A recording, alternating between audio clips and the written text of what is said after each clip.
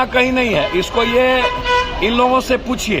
जब अमेरिका के साइंटिस्ट ने और सभी लोगों ने पहले ही दुनिया को पता था कि चाइना का जो वैक्सीनेशन है वो किसी काम के नहीं है और पहले ही उसके वैक्सीनेशन को कैंसिल कर दिया गया था। ये नेताओं को लूटने का, इन नेताओं के बाजार का, हम इनसे पूछते हैं यदि कोरोना है तो चाइना के प्लेन को अभी तक रोका क्यों नहीं, आयात को क्यों नहीं रोका? हम जो चाइना से व्यापार करते हैं सबसे पहले तो हमको उसको रोकना चाहिए। तो हम चाइना के लिए बाप क्यों करते हैं? कोरोना हमको अगली बार हमको कोरोना क्यों नहीं हुआ, उसके पहले हमको कोरोना क्यों नहीं हुआ? हम तो सबसे ज्यादा लाश उठाए तो सब मरा, हम क्यों नहीं मरा? ये हैवॉक क्रिएट का पैनिक है। इन नेताओं पर केस होना चाहिए जो पब्लिक में पैनिक पैदा करता है, डर पैदा करता है। ये बहुत गलत है। जनता के बीच डर पैदा करके, पैनिक पैदा करके ये लोग कैपिटलिस्ट को, पूंजीपतियों को, मेडिकल माफिया को, मांस के माफिया को, ये लोग इनकम बढ़ाना चाहते हैं और उससे नेता अपना इनकम बढ़ाना चाहते हैं। कोरोना भारत के लिए कोई मैटर नहीं रखता है। पहले भी 2 डोज आपने कहा कर दिया है, इसीलिए यह पैनिक नेता ना करे, हैवॉक क्रिएट ना करे। निश्चित रूप से मैं उम्मीद करता हूं कि कोरोना के जितने टर्म्स एंड कंडीशन है उसमें विदेश का पहला प्लेन और विदेश से आयात निर्यात बंद होना चाहिए। मेरा सवाल पॉलिटिकल नहीं है। राहुल गांधी जी का भारत जोड़ो यात्रा उन्होंने कह दिया हम कम आदमी से करेंगे, लेकिन 3060 किलोमीटर हम चल चुके हैं तो और 2000 चलेंगे, उसमें कोई बहस नहीं है। क्योंकि भारत को बचाना बहुत जरूरी है इन गंदे लोगों से, इन गंदे नेताओं से, गंदे सिस्टम से, नफरत से, और उस पर कोई कंप्रोमाइज नहीं होना चाहिए। अकेले चलेंगे लेकिन चलना चाहिए। सर, हम अच्छी बातें हैं, हर आदमी को यात्रा पर निकलने का राइट है ना।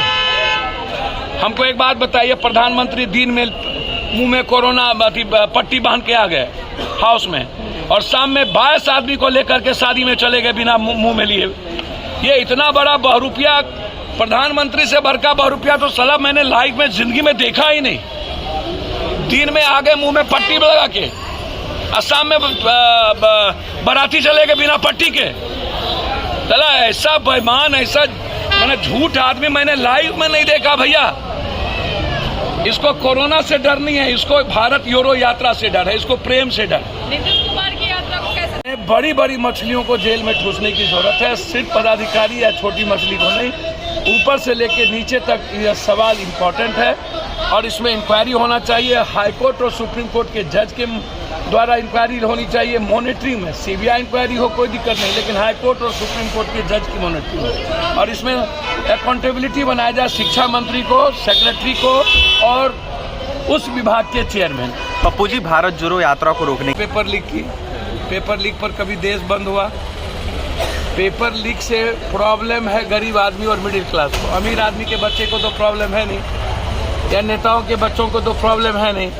तो जब नेता और अमीर आदमी के बच्चों को पेपर लीक से प्रॉब्लम नहीं है, डॉक्टर नीट का अब 40 लाख रुपया दो, हम नीट निकलवा देते हैं।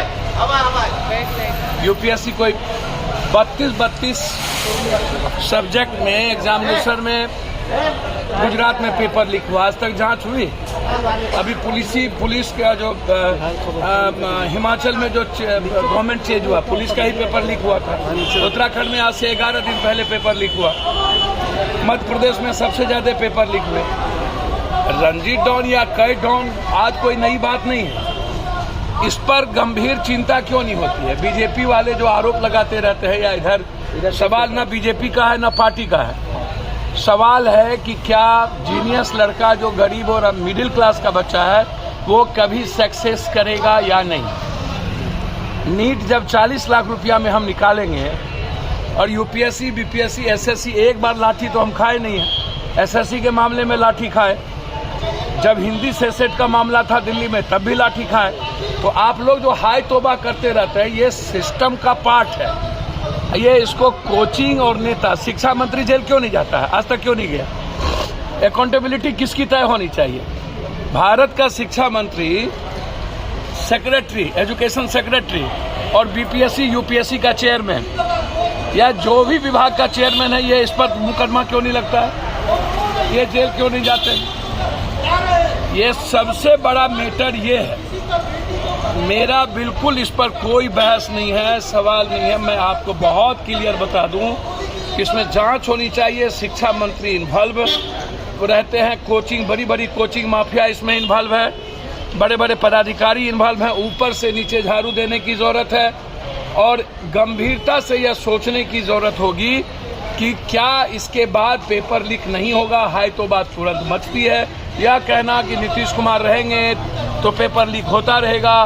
तो डबल इंजन की शुरुआत गुजरात में खाली आरोप और प्रत्यारोप, हर चीज़ों में बीजेपी या अन्य पार्टियों की जो नीति है वो मारने वाली क्यों है।